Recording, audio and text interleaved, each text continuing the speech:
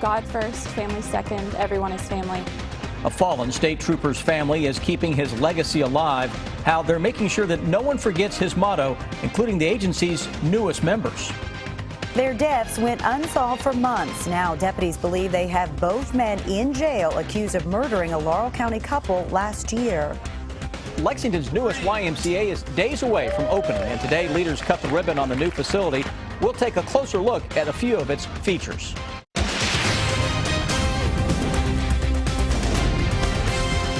This is WKYT News at 5:30. Good evening. His motto was, "Everyone is family." State Police Trooper Eric Chrisman considered the whole force family. Now, more than a year after Trooper Chrisman's death, his family is making sure no one forgets his motto. The Anderson County native was killed in a crash while responding to a call in western Kentucky last summer.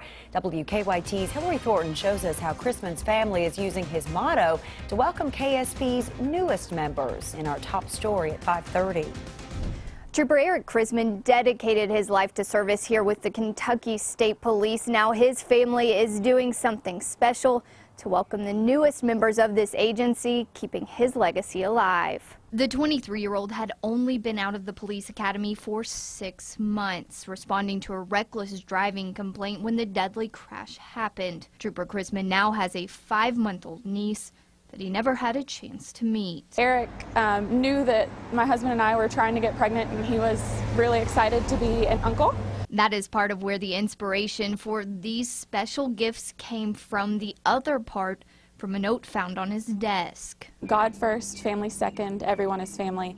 And the real important part to me is that everyone's family, and you treat everyone with respect, and everyone is a part of your family no matter who they are or where they come from. Now, anytime a member of KSP has a baby, receiving a onesie reading "Everyone is family," along with a card from the Chrisman family. We consider them, like I said, little nieces and nephews of ours, and just extensions of our big family. We're just really wanting to do something positive out of something that was pretty difficult, and you know, it's been a year and a half and we're still healing, but this is a really great way to heal. Healing by spreading a motto penned by this fallen trooper to their newest generation. Should they ever need anything, I genuinely think of KSP and any of them as my family, and if they need anything, they can come to us because they are now part of the family. Hillary Thornton, WKYT.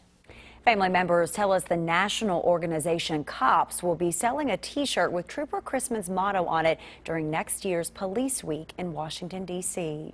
Deputies say people in the southern Kentucky community should be able to rest easier now that they have 2 murder suspects in jail. On Saturday, police in Clay County arrested Christian Roberts. Deputies say that he and Bradley Lawson are charged in connection to the murders of Donnie and Sharon Jackson in Laurel County. The couple was found shot to death in their home in March of last year.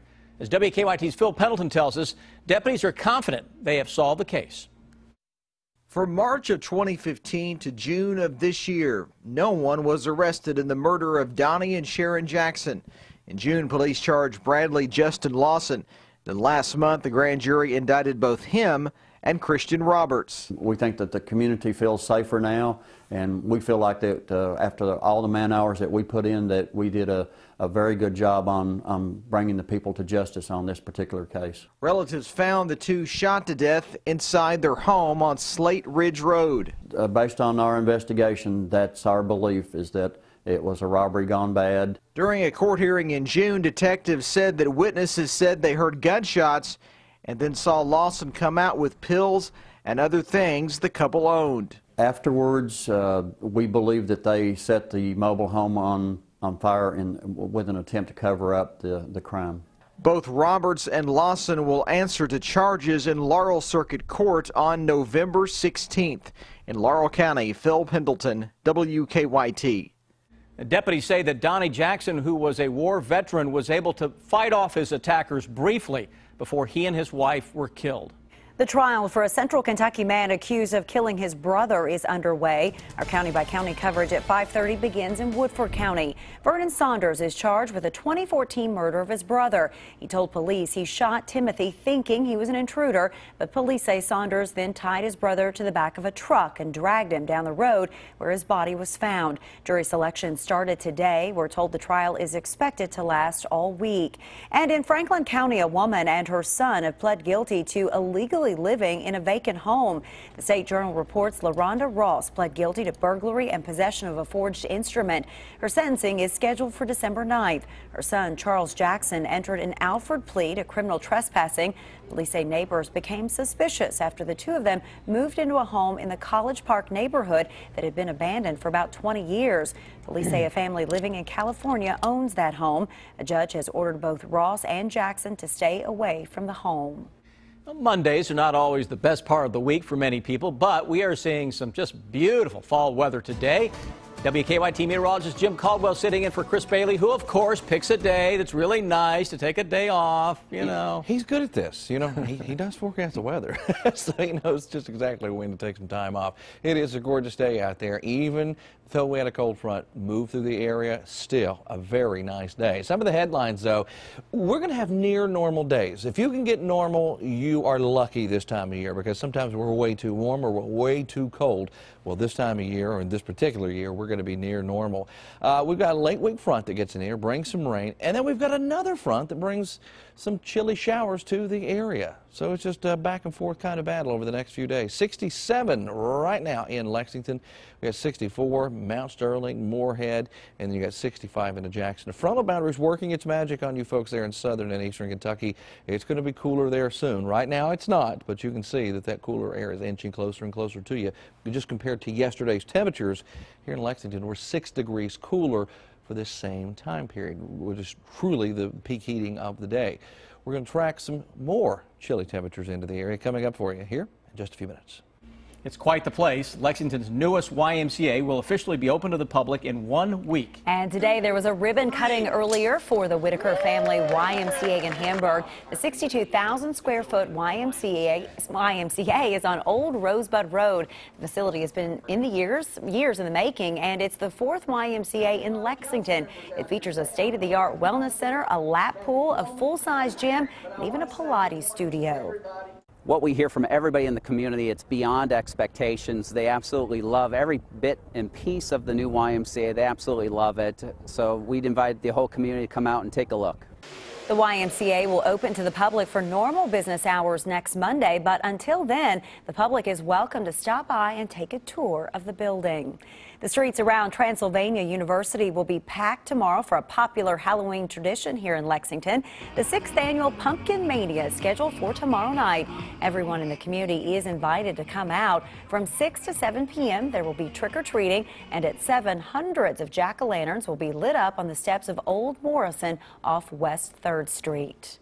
A recent report predicts the global footwear market will reach nearly $115 billion by the year 2022. Many shoemakers charge high prices for their latest designs, but are those expensive running shoes any better? 3, 2, 1, go.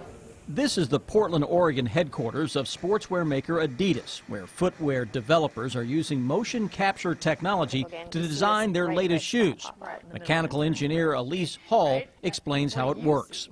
The blue kind of represents areas that aren't stretching as much. It's called Aramis, technology NASA has used to measure stress on space shuttles. So here they look at how materials stretch on the foot while it's in motion.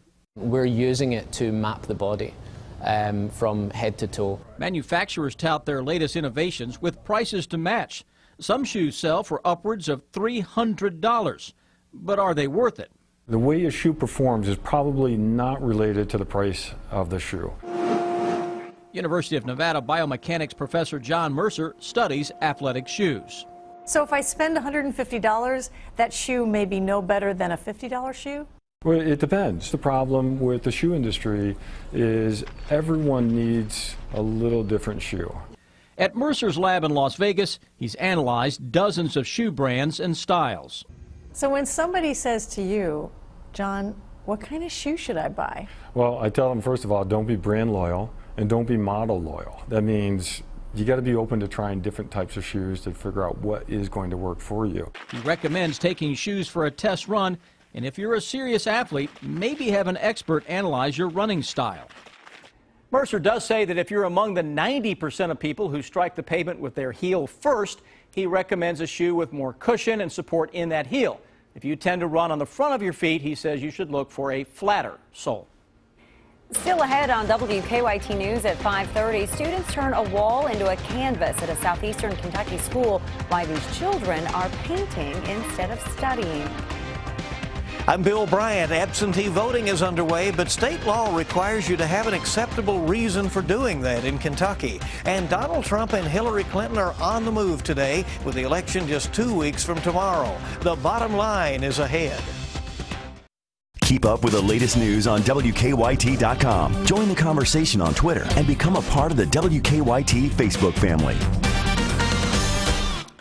Early voting is now available here in Kentucky, but you better have a valid reason if you're going to cast your ballot that way. And a former Kentucky governor could be on a list of names for a job in D.C. Bill Bryant explains in the bottom line. Good evening. Some Kentuckians are now voting. Clerks in all 120 counties are taking walk-in absentee voting now. But here in the Commonwealth, it's not the kind of early voting that is allowed simply for convenience sake, as it is in many other states. In Kentucky, you have to certify under penalty of law that you will be out of town on Election Day or meet one of the other narrow criteria, such as being pregnant. Some have pushed for early voting in Kentucky without an excuse, but those efforts have so far died in the state legislature. It's the second day of Donald Trump's big 3-day swing through Florida. Many observers say the Sunshine State is crucial to Trump's chances of capturing the White House, and current polling suggests that even a Trump victory in Florida would require other wins for him in swing states like North Carolina, Ohio, Iowa, and Nevada. After several stops in North Carolina, meanwhile, Hillary Clinton is headed up to the Northeast. She is visiting New Hampshire today with Massachusetts Senator Elizabeth Warren in tow in what will be a 2-week sprint across the battleground states. And she's said to be looking ahead to a possible transition. Former Kentucky Governor Steve Beshear's name surfaced over the weekend as a potential cabinet member. Bloomberg Politics put Beshear's name on a short list of possible candidates for U.S. Agriculture Secretary. Former U.S. Senator Jim Bunning is recovering from a stroke. The Hall of Fame baseball player was a pitcher with the Detroit Tigers and the Philadelphia Phillies before retiring from athletics and getting involved in politics. He won elections as a Kentucky state senator, a congressman, and U.S. senator. Bunning was taken to St. Elizabeth's Hospital in northern Kentucky last Tuesday, but family members say he has quickly improved and has even enjoyed watching some baseball on TV. Bunning celebrated his 85th birthday yesterday. Senator Rand Paul has started a new TV ad called Rand's Record, where, among other things, he says he has a 96% voting attendance record. His challenger, Democrat Jim Gray, accuses Paul of turning his back on Kentucky as Paul launched a presidential campaign.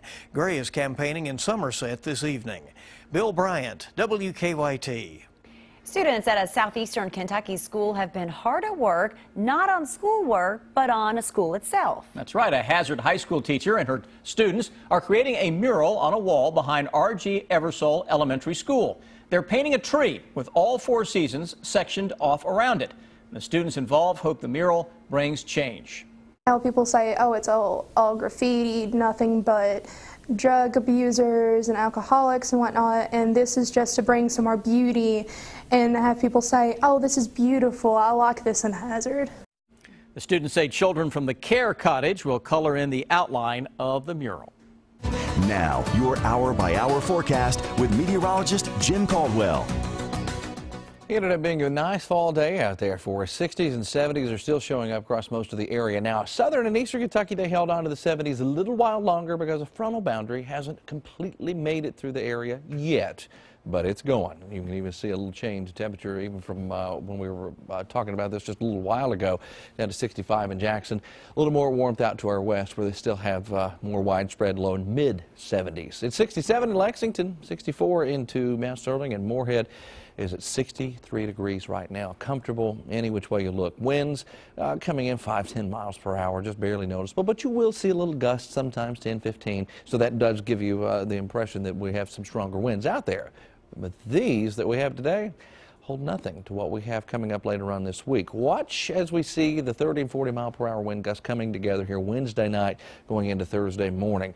The 40 will be closer to that area of low pressure, but here into eastern portions of Kentucky and central Kentucky, we will run into 30+ mile per hour wind gusts as we get into Wednesday night and into Thursday. Even after the front passes by, the winds will still be whipping in here, so get ready for some impressive wind gusts as well. So you'll have those around. You'll have the fact that we have some showers coming into play that could try to take a little bit of a toll on our fall colors as we'll start blowing that wind in here and with those showers. The two elements coming together kind of keeping or beating the leaves off of some of those trees, so watch for that.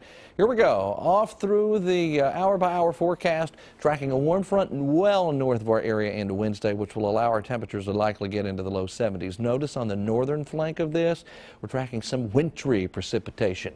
We don't get in on any of that because we're still in that warm sector, tracking just plain old rain into Thursday morning, and after that front kind of clears the area, going into the latter part of the day, that's when we start wrapping in another cooler shot of air after spiking to around 70 degrees for highs once we get into your Wednesday. So once that front clears town, shakes things up for us. That's just one of a few that have impacted the area this week. One today, one on Thursday, and then the triple threat there on Saturday. We get the third one in here, which out ahead of it allows temperatures to spike again into the low 70s before the showers and the cooler air start filtering in. So we start the morning off, I think, tomorrow, guys, again in the 30s in some spots. And then we get back into the warmer period there into Wednesday, and then we're cool again. So it's a back and forth battle. Those are some lovely days right there in the middle of the week for us. I mean, they really are. The wind will actually feel nice because if you're outside for an extended period of time, it'll get a little toasty for you. We will enjoy it Yes. then. Thank you, sir. Overall look at Lexington rush hour traffic, and with the collision on Oliver Lewis Way cleared, we're back open there without any problems downtown, and a construction zone looks good through Todd's Road. Drive times to Nicholasville still less than 14, and to Versailles less than 11 with no Keeneland traffic. Now back to you in the studio. Thank you, Don. Just ahead, the Cats look to build on Saturday's amazing win. Well, amazing is right. The Big Blue Nation is still buzzing about what happened as the clock ran out at Commonwealth Stadium. Mark Stoops believing his players are gaining confidence, but they have to remain selfless. He singled one out this afternoon. That's next on WKYT.